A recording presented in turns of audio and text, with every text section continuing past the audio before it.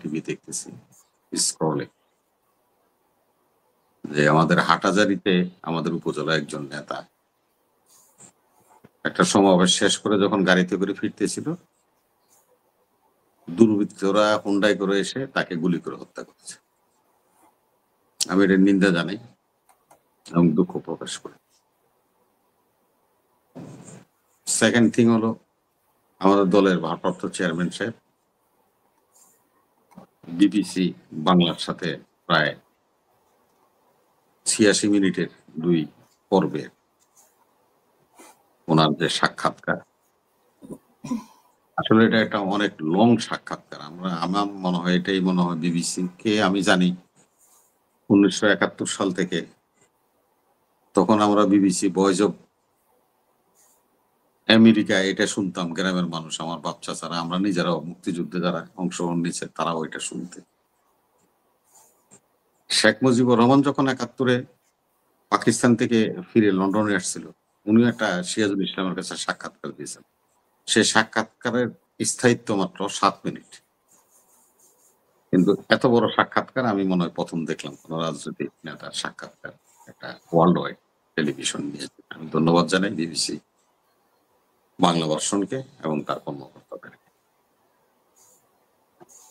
আজকে এটি প্রশংসিত হয়েছে, যদিও গতকালকের ঘটনা আজকে হয়তো আমরা আলোচনা করছি, কালকে থাকলে হয়তো আরো আলোচনাটা মনোমুগ্ধকর এবং আমরা আরো কালকে ছিল, আজকে আরেক অর্ধেক, তো দুটো মিলেই তো আজকে। সেটাই আমি বলছি, আমি বলছি যে ওইটা গতকাল থেকে আসলে আরো ভালো লাগতো, আরো স্পিড পেতাম। আজকেও মন্দের ভালো আপনি শোটা করতেছেন। দেখেন, আমাদের প্রতিপক্ষ যাদেরকে আমরা রাজনৈতিক প্রতিপক্ষ এখন মনে করি, বা ওনারাও আমাদেরকে মনে করে, রাজনীতির মাঠে তো প্রতিযোগিতা থাকবে, তারাও আমাদের একটা প্রতিযোগী দল। তাদের নেতারাও কিন্তু যে মামুন ভাইয়ের কলিগ শিশির মনির প্রথম মনে হয় এই ভাষণটা নিয়ে, এই সাক্ষাৎকার নিয়ে প্রথম যে যিনি বক্তব্য রেখেছেন, আমার কাছে ধারণা মনে হয় শিশির মনির সাহেব, এবং দ্বিতীয়বার যিনি কথা বলছেন তিনি হলেন আরেকজন প্রবাসী ছাত্র শিবিরের সাবেক সভাপতি মির্জা গালিব। আমেরিকাতে উনি হাওয়ার্ড বিশ্ববিদ্যালয়তে শিক্ষকতা করেন। তারা দুজনেই কিন্তু আমাদের লিডার তারেক রহমানকে অ্যাপ্রিসিয়েট করেছে, ওনার বক্তব্যকে ধন্যবাদ জানিয়েছে, এবং ওনার বক্তব্যের স্পিরিট। এবং একটা পর্যায়ে আমি মির্জা গালিব সাহেবকে দেখলাম, উনি বললেন যে তারেক রহমান সাহেব রাষ্ট্রনায়ক উচিত বক্তব্য রেখেছেন। আমি ধন্যবাদ জানাই মিস্টার গালিব এবং শিশির মনিরকে। আমরা এখানে কিন্তু অম্লমধুর, উনি যে দীর্ঘ এই সাক্ষাৎকার দিয়েছেন, এখানে বিভিন্নভাবে কথা বলেছেন। দেখেন, একটা রাজনৈতিক নেতা বা ব্যক্তি যদি ম্যাচিউরড হয়, যে কথাটা সম্রাট কিছুটা টাচ করছিল, সে কিন্তু কোনো দলের নাম, এবং কি তার নিজের দলের নামও নেই, উচ্চারণ করে নেই, কোন রাষ্ট্রের নামও সে কিন্তু বলেনি, কোন ব্যক্তির নামও সে উচ্চারণ করেনি, বা তার প্রতিপক্ষ রাজনৈতিক দলের সম্বন্ধে প্রশ্ন তার কাছে করেছে, কিন্তু সেগুলি উনি স্মার্টলি হ্যান্ডেল করেছেন, এবং কি একবারও ওই দলের নাম মুখে আনেন নাই। এবং তিনি যে শুরুটা করেছে, প্রিপারেশনটা দেখেন, সেখানে দেখেন আমরা হয়তো ভাববো সে বলছে আমার ভাই রেখে আসছিলাম, মা রেখে আসছিলাম, একটা বাড়ি রেখে আসছিলাম, এটার সাথে সে ট্যাগ করেছে যে হয়তো ভাববেন এটা একটা ইতিহাস বা এটা একটা গল্প, তাই নয়। শত নয়, হাজার হাজার নাগরিক বাংলাদেশের, যাদের বাড়িঘর গুলোর সাথে মিশিয়ে দেওয়া হয়েছে, ব্যবসা বাণিজ্য মিশিয়ে দেওয়া হয়েছে, মা সন্তান হারিয়েছে, স্ত্রী স্বামী হারিয়েছে, ছেলেরা মেয়েরা তাদের বাবাকে হারিয়েছে, কান্নার রোল বাংলার জমিনে ঘটিয়েছে এই শেখ হাসিনা। সেটার নিন্দা জানিয়েছেন, শুধু খালি নিজের কথা বলেছেন তা না, পুরো জাতিকে তিনি এটার সাথে ইনভলভ করে দিচ্ছেন।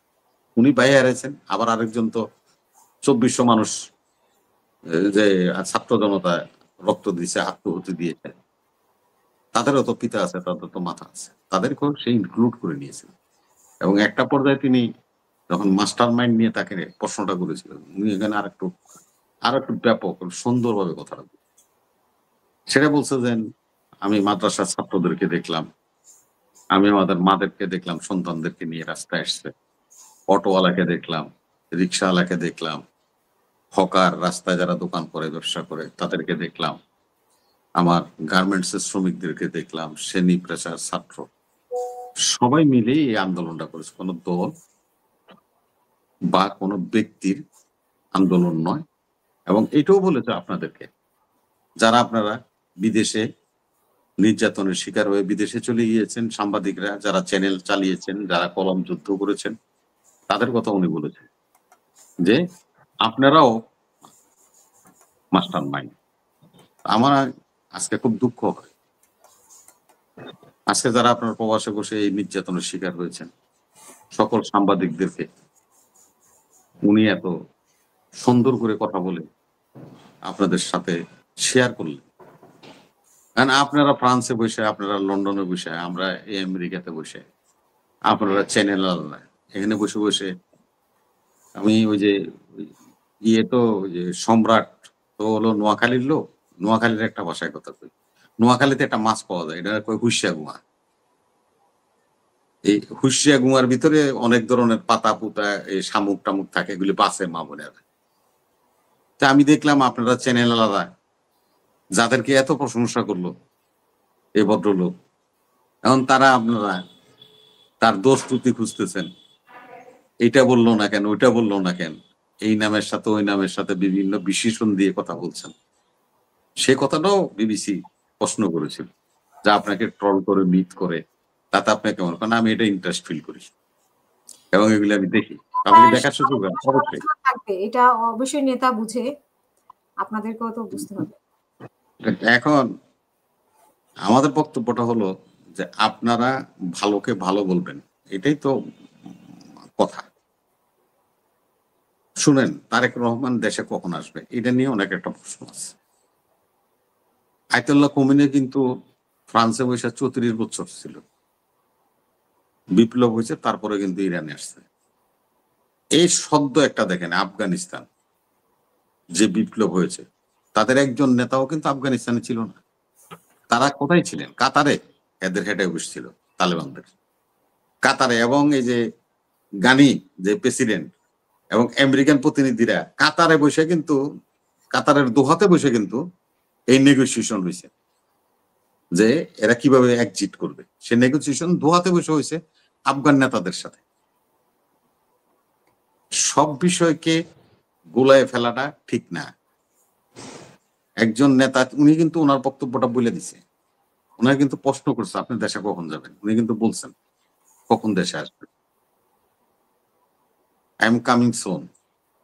এবং যেহেতু নির্বাচন হবে, আমি একটা রাজনৈতিক দলের কর্মী, নিজেকে সে বলে দলের চেয়ারম্যান, সে নিজেকে বলে আমি একজন কর্মী, সেহেতু আমার দলের পক্ষে আমি কাজ করব, আমি জনগণের কাছে যাব।